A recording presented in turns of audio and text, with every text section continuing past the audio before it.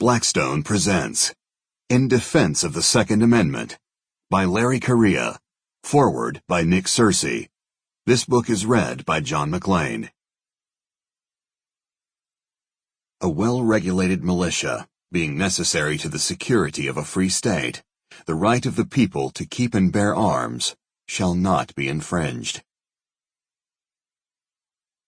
Note to listener.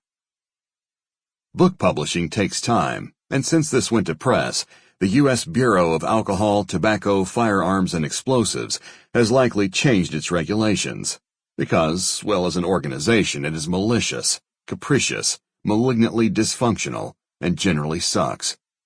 Make sure you check the current rules. Foreword by Nick Searcy. Before I met Larry Correia, best-selling author, I met Larry Correia, vicious, bloodthirsty serial Twitter murderer. I didn't know who Larry was when I first befriended him on social media. I just knew he tore up silly leftist dumbasses on the internet the way Michael Moore tore up extra-large Supreme Pizza pizzas.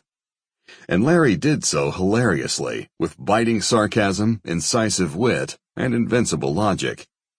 I immediately saw him as an irreplaceable ally in the never-ending Twitter war, and I felt a kinship, as both of us do not play with leftist idiots well. We both had waded into the social media sewer with all our guns blazing, laughing hysterically as we slaughtered stupid Democrat-worshipping brainwashed losers day after day, laughing all the way.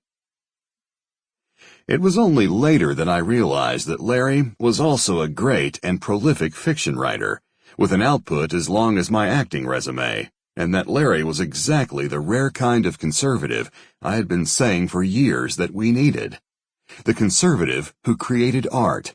The conservative who entered the world of storytelling, a world that for too long had been ceded to zombified leftists like Stephen King, Don Winslow, and other once talented writers whose works had become predictable groaners because of their seemingly irresistible need to infuse them with trite, unrealistic, virtue-signaling leftist ideology. As a fellow warrior in a creative field myself, the world of cinematic storytelling, I felt I had found a brother.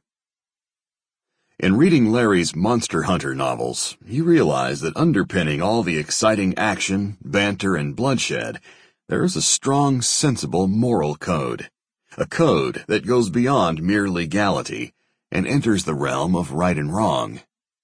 Often the hero in a Correia work Sample complete. Ready to continue?